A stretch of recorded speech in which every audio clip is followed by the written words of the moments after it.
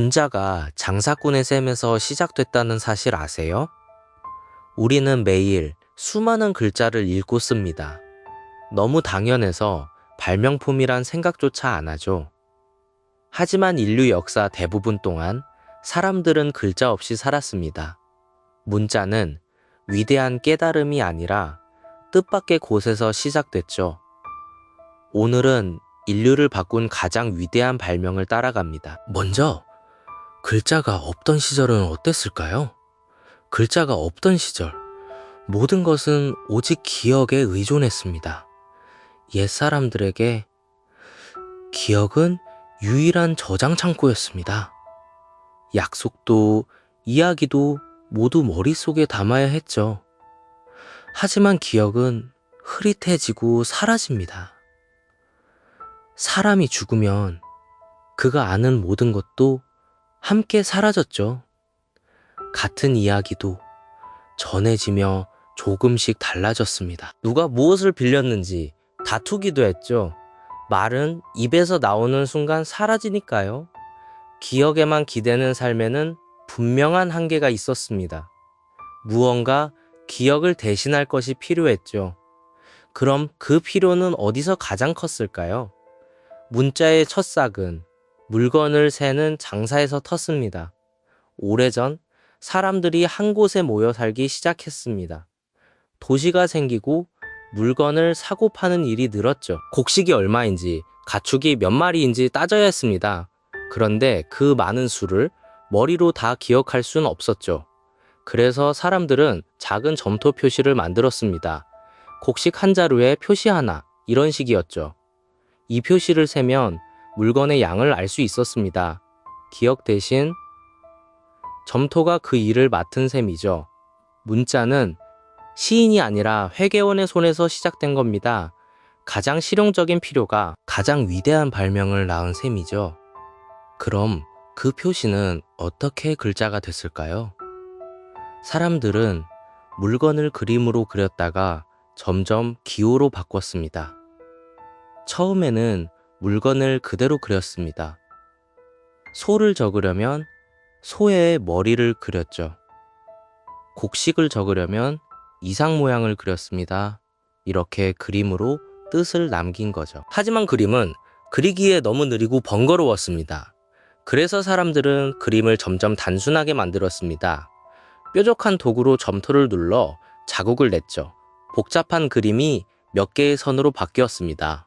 이제 그것은 그림이 아니라 기호가 됐죠. 뜻을 담은 기호, 즉 진짜 문자가 태어난 겁니다. 그럼 문자는 어떻게 더 발전했을까요? 사람들은 뜻만이 아니라 소리까지 적기 시작했습니다. 그림 같은 기호에는 한 가지 큰 문제가 있었습니다. 눈에 보이는 물건은 그릴 수 있었죠. 하지만 이름이나 마음은 어떻게 그릴까요? 눈에 안 보이는 것은 그릴 수가 없었습니다. 그래서 사람들은 영리한 방법을 떠올렸습니다. 기호를 뜻이 아니라 소리로 쓰기 시작한 거죠. 마치 그림 수수께끼를 푸는 것과 같았습니다. 소리를 이어 붙여 어떤 말이든 적을 수 있게 됐죠. 이제 문자는 말하는 모든 것을 담게 됐습니다. 그럼 글자는 어떻게 더 쉬워졌을까요? 수백 개의 기호가 마침내 몇십 개의 알파벳으로 줄었습니다. 초기의 문자는 기호가 수백 개나 됐습니다. 그 많은 걸 외우는 건 무척 어려운 일이었죠. 그래서 글자는 일부 전문가만의 것이었습니다. 그러다 누군가 놀라운 생각을 해냈습니다. 말의 소리를 아주 잘게 쪼갠 거죠. 기본 소리마다 글자 하나씩만 정한 겁니다. 그러자 수백 개의 기호가 몇십 개로 줄었습니다. 몇십 개만 외우면 누구나 글을 쓸 수 있게 됐죠? 이것이 바로 오늘날 알파벳의 시작입니다. 글자가 비로소 모두의 것이 되어가는 순간이었죠. 그럼 문자는 세상을 어떻게 바꿨을까요? 문자는 지식을 시간 너머로 전하게 해주었습니다. 문자 덕분에 지식은 더 이상 사라지지 않았습니다. 한 사람이 알아낸 것을 글로 남길 수 있었죠. 그 글을 100년 뒤 사람도 읽을 수 있었습니다. 지식이 세대를 넘어 차곡차곡 쌓이게 된 거죠. 법도 글로 새겨 누구나 알 수 있게 됐습니다. 약속을 글로 남기니 다툼도 줄었죠. 멀리 있는 사람에게도 뜻을 전할 수 있었습니다. 문자는 인류의 거대한 기억 창고가 된 셈입니다. 우리가 옛사람을 아는 것도 모두 글 덕분이죠. 그럼 이 발명은 끝내 누구의 것이 됐을까요? 문자는 점점 소수의 권력에서 모두의 도구가 됐습니다. 오랫동안 글자는 힘 있는 자의 것이었습니다. 글을 아는 사람만이 지식과 권력을 쥐었죠. 글을 모르면 세상의 약속에서 밀려났습니다. 하지만 글자가 쉬워지고 종이가 흔해졌습니다. 책을 찍어내는 기술까지 더해졌죠. 이제 더 많은 사람이 글을 배울 수 있게 됐습니다. 지식이 소수의 손에서 풀려나기 시작한 거죠. 글을 아는 사람이 늘수록 세상은 빠르게 바뀌었습니다.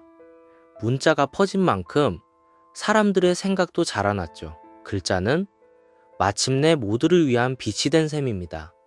그럼 이 발명은 우리에게 무엇을 말해줄까요? 문자는 작은 필요가 세상을 바꾼다는 것을 보여줍니다. 문자는 거창한 꿈에서 시작되지 않았습니다. 그저 곡식을 세려던 작은 필요에서 출발했죠. 그 작은 표시가 인류 전체를 바꿨습니다. 우리가 아는 모든 역사와 학문이 거기서 자랐죠. 가장 위대한 발명이 가장 사소한 필요에서 나온 셈입니다. 이건 오늘날에도 똑같이 통하는 이야기죠. 거창한 시작만이 위대한 결과를 낳는 건 아닙니다. 눈앞의 작은 문제를 푸는 데서 큰 변화가 시작되니까요. 다음에 글을 쓸 때 이 오랜 발명을 한번 떠올려 보세요. 당신의 손끝에 수천 년의 역사가 담겨 있으니까요. 자, 정리해 봅시다. 글자가 없던 시절, 모든 것은 오직 기억에 의존했습니다. 문자의 첫 싹은 물건을 세는 장사에서 터져 사람들은 물건 그림을 점점 기호로 바꿨습니다. 나아가 뜻만이 아니라 소리까지 적기 시작했고요. 수백 개의 기호가 마침내 몇십 개의 알파벳으로 줄었습니다. 문자는 지식을 시간 너머로 전하게 해주었죠. 그렇게 문자는 소수의 권력에서 모두의 도구가 됐습니다. 문자는 작은 필요가 세상을 바꾼다는 것을 보여줍니다. 세상을 다르게 보는 시간, 알고 보면이었습니다. 흥미로우셨다면 구독과 좋아요 부탁드려요.